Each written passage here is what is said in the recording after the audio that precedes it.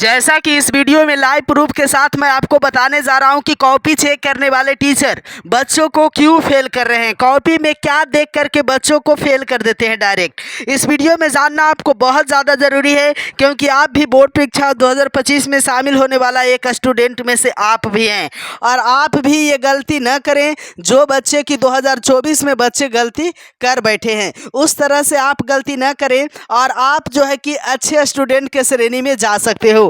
बशर्ते जो ट्रिक्स और जो टिप्स जो बताया जा रहा है वो सारा ट्रिक्स को आपको फॉलो करना है। बस कुछ नहीं मैं बताने जा रहा हूँ, बस आप लोगों के लिए सबसे आसान तरीका बताने जा रहा हूँ। जैसा कि मैं भी कॉपी चेक करता हूँ बच्चों का, और मैं भी देखता हूँ कि बच्चों की किन वजह से नंबर काट लिए जाते हैं। तो टीचर को नंबर काटना मजबूरी बनता है। कोई टीचर नहीं चाहता है कि किसी बच्चे का नंबर मैं काट लूँ, क्योंकि टीचर को किसी बच्चे से किसी भी प्रकार का दुश्मनी नहीं होता है, लेकिन नंबर काटना टीचर का मजबूरी बन जाता है। अब देखिए किन किन बातों को देख करके टीचर नंबर देते हैं और किन किन बातों को देख करके टीचर नंबर काट लेते हैं। तो आज मैं इस वीडियो के साथ आपको लाइव सारा बातें बताऊंगा कि किन किन चीज़ों को देख करके टीचर नंबर यहाँ पे काट लेते हैं। तो सबसे पहली बात है कि पहली 2-3 पेज में अगर कोई बच्चा ज़्यादा काट पीट कर देता है तो वहाँ पे टीचर नंबर आपको काट लेंगे हर हाल में, चाहे परिस्थिति कुछ भी हो। आगे आप कितना हो सुंदर से बनाए हो, आपका नंबर 50 से ज़्यादा नहीं आने वाला, 50 के अंडर ही रह जाएगा। अगर पहले के 2-3 पेज में अगर आपका काटा हुआ है और 2-3 के बाद अगर आप सुंदर भी लिखे हैं तो आपका नंबर यहाँ पे काट लिए जाएंगे। अब मेरे प्यारे बच्चों, आपको नंबर ज़्यादा लाने का क्या तरीका हो सकता है, तो पहले के 2-3-4 पेज में वही प्रश्न को बनाएं जो प्रश्न आपको आता है, और इतनी सुंदर राइटिंग में बनाएं कि वही 2-3-4 प्रश्न देखने के बाद टीचर कल्पना कर ले कि नहीं, ये बच्चा का कॉपी बेहद ही ज़्यादा सुंदर है और ये जो स्टूडेंट है वो बिल्कुल अच्छे स्टूडेंट के श्रेणी में आ रहा है, और इनका राइटिंग देख करके लग रहा है कि ये कोई साधारण बालक नहीं है। तो ऐसे में बच्चों का नंबर बढ़ जाता है। तो पहला काम आपको राइटिंग अपनी सुधार लेनी है।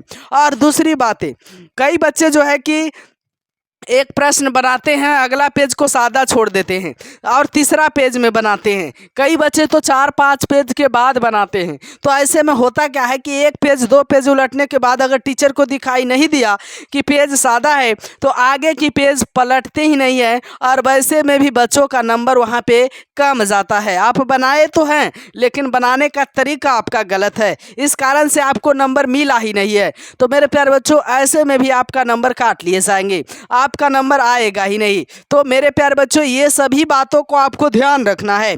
अब मैं आपको आगे की बात बताता हूँ।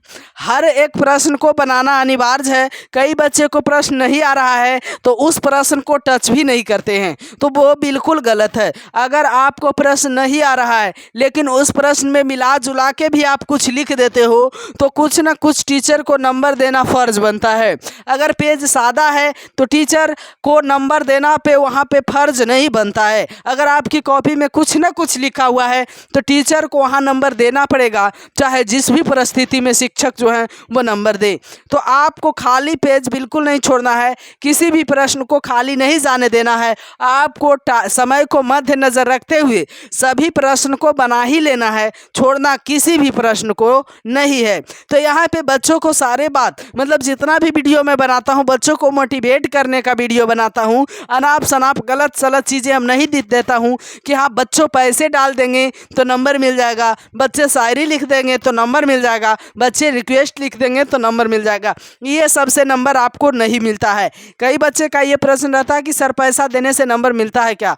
तो मेरे प्यारे बच्चों, कतई पैसा डालने से नंबर नहीं मिलता है। ये बात एकदम 100% सत्य है कि पैसा से नंबर नहीं दिया जाता है।